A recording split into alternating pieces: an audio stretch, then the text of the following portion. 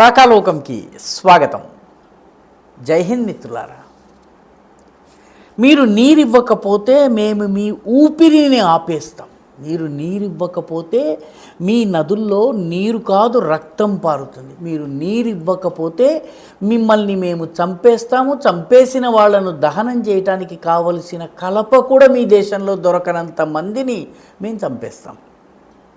మీరు మాకు నీళ్ళు ఇవ్వకపోతే మేము అణ్వాయుధాలని మీ మీద ప్రయోగిస్తాం.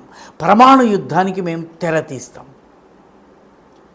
ఇది సింధు జలాల ఒప్పందాన్ని భారతదేశం హోల్డ్లో పెట్టిన తర్వాత పాకిస్తాన్ చేస్తున్నటువంటి హుంకారాలు. బాగా హడావిడి చేస్తోంది, కానీ భారతదేశము ఒక్క అంగుళం కూడా వెనక్కి తగ్గలేదు. దీంతో సింధు జలాల ఒప్పందము మనము హోల్డ్లో పెట్టినప్పుడు ఆపరేషన్ సింధూర్ తరువాత మనము సింధూర్లో భాగంగా నదీ జలాల ఒప్పందాన్ని హోల్డ్లో పెట్టగానే పాకిస్తాన్ అసలు ఇది జరుగుతుందని, ఇది ఆచరణ సాధ్యమని, భారతదేశము నీళ్ళని డైవర్ట్ చేస్తుందని ఊహించలేదు. ఎందుకంటే 1947 యుద్ధంలో, 62 యుద్ధ సమయంలో, 65 యుద్ధ సమయంలో, 1971 యుద్ధ సమయంలో, కార్గిల్ కావచ్చు, సియాచిన్ కావచ్చు, ఏ యుద్ధ సమయంలో కూడా మనము నదీ జలాల ఒప్పందాన్ని ఆపలేదు. అది అమలవుతున్నది. ఒకవైపు యుద్ధం జరుగుతోంది, మరొక వైపు నీళ్ళు ఇస్తూనే ఉన్నాము. మనం ఇచ్చిన నీళ్ల వల్ల పంటలు పండించుకుని మనపైనే యుద్ధం చేశారు. కానీ మోదీ ప్రభుత్వము దీన్ని హోల్డ్లో పెట్టింది. టాక్స్ అండ్ టెర్రర్ ఈ రెండు కలిపి జరగవు. మీరు టెర్రర్ని ఆపితే టాక్స్ జరిగితే సింధు జలాల ఒప్పందాన్ని మనం పునఃసమీక్షించుకుందాం. ఈసారి మారినటువంటి వాతావరణం, వీటన్నిటి కారణంగా మనం మార్పులు చేద్దాం. భారతదేశానికి నష్టం లేకుండా, మీకు నష్టం లేకుండా, ఇరువురికి ఆమోదయోగ్యమైన రీతిలో సింధు జలాల ఒప్పందాన్ని మళ్ళీ పునర్లిఖించుకుందామన్నది భారత్ వాదన. మొదట్లో దీన్ని పాకిస్తాన్ సీరియస్గా తీసుకోలేదు. కానీ భారత ప్రభుత్వము సింధు జలాల ఒప్పందాన్ని హోల్డ్లో పెట్టిన తర్వాత చేపట్టిన చర్యలతో పాకిస్తాన్లో హాహాకారాలు, ఈరోజు ఆర్తనాదాలు. ఎందుకంటే వ్యవసాయ సీజన్ స్టార్ట్ అయింది, నీళ్లు రావడం లేదు.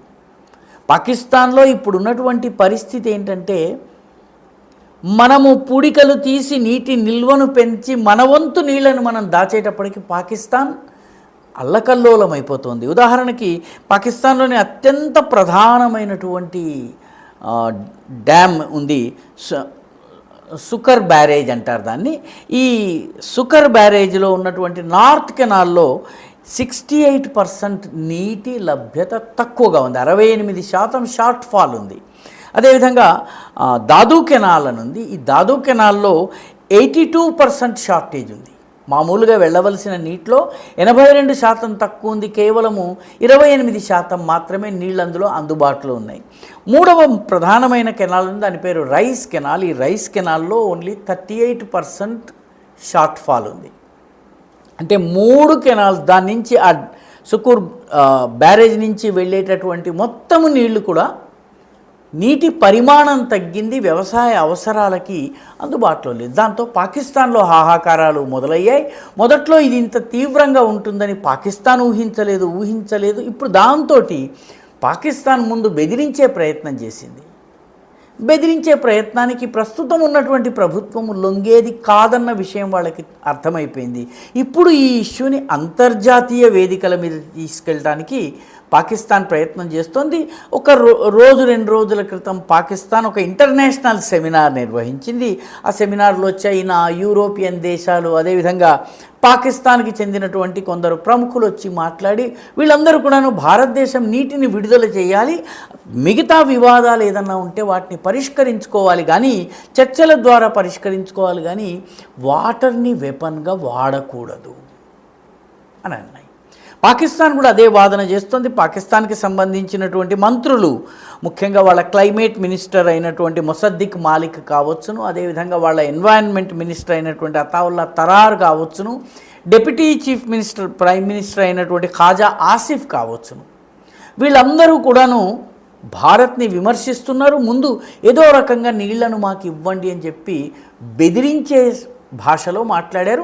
అంతర్జాతీయంగా కూడాను దీనికి ప్రచారం కల్పించే ప్రయత్నం చేస్తున్నారు. రాయిటర్స్ ఒక ఫోటోని తీసి అంతర్జాతీయ మీడియాకి ఇచ్చింది. అదేంటంటే పాకిస్తాన్లో ఉన్నటువంటి సింధు నది జలాల మీద ఉన్నటువంటి ఒక బ్యారేజ్లో కేవలం నీళ్ళు అట్టడుగుకి వెళ్ళిపోయి కేవలం ఇసుక పైకి తేలింది. ఆ ఇసుక మీద ఒంటెలు కూర్చున్నటువంటి ఫోటో అంతర్జాతీయ మీడియాకి పాకిస్తాన్కి అన్యాయం జరిగిపోతుందని చెప్పడం కోసం ప్రయత్నిస్తోంది. అయితే భారత్ లొంగి రావటం లేదు, అంతర్జాతీయ ఒత్తిళ్లకు కూడా తలొగ్గటం లేదు. దీంతో అంతర్జాతీయంగా రహస్యంగా ఏదో చర్చలు జరుగుతున్నాయన్నటువంటి ఒక ఇంప్రెషన్ ఇచ్చే ప్రయత్నం చేశారు. కొలంబోలో ఏవో చర్చలు జరిగాయని చెప్పి అన్నారు. కానీ ఆ చర్చల్లో నేను పాల్గొనలేదు, నేను కేవలం ప్రసంగం ఇచ్చి వచ్చానని అక్కడికి వెళ్ళినటువంటి రామ్ మాధవ్ చెప్పారు. భారత ప్రభుత్వం కూడా ఎలాంటి చర్చలు జరగటం లేదని చెప్పింది. దీంతో పాకిస్తాన్ ఇప్పుడు అణ్వాయుధ యుద్ధం చేస్తామని చెప్పి బిలావల్ భుట్టో మంత్రి, ఆయన అధికార పార్టీ పీపీపీ ప్రస్తుతం ప్రభుత్వంలో ఉన్నాడు. ఆయనైతే ఏకంగా అణ్వాయుధాలు తీసుకుని మేము భారత్ మీద యుద్ధం చేస్తామన్నారు. కానీ భారత్ లొంగి రావటం లేదు. దాంతో ఈ వాటర్ని వెపన్గా వాడకూడదు అని చెప్పి సూక్తులు చెప్తున్నారు. నిన్న మొన్నటి వరకు జరిగినటువంటి గల్ఫ్ యుద్ధంలో స్ట్రెయిట్ ఆఫ్ హార్ముజ్ని ఇరాన్ మూసింది వాటర్ని వెపనైజ్ చేయటం కాదా? స్ట్రెయిట్ ఆఫ్ హార్ముజ్ని అమెరికా కూడా దిగ్బంధనం చేసింది. అది వాటర్ని వెపనైజ్ చేయటం, వాటర్ని ఒక ఆయుధంగా వాడటం కాదా? ఈ రెండు అమెరికా చేసింది, ఇరాన్ చేసింది సరైనదైనట్టయితే భారత్ వాటర్ని వెపన్గా వాడుకుంటే తప్పెలా అవుతుంది? ఇరాన్కి అమెరికాకి ఒక న్యాయము, భారతదేశానికి ఒక న్యాయం ఎలా అవుతుంది? కానీ ఒకవైపు పాకిస్తాన్ అంతర్జాతీయంగా హడావిడి చేసే ప్రయత్నం చేస్తూ దేశం లోపల రెచ్చగొట్టేటటువంటి వ్యాఖ్యలు చేస్తున్నటువంటి సమయంలోనే మన దేశంలో ఉన్నటువంటి కొందరు పాకిస్తాన్ అనుకూల శక్తులు ఎవరైతే ఉన్నారో వీళ్ళందరూ గొంతుప్పారు.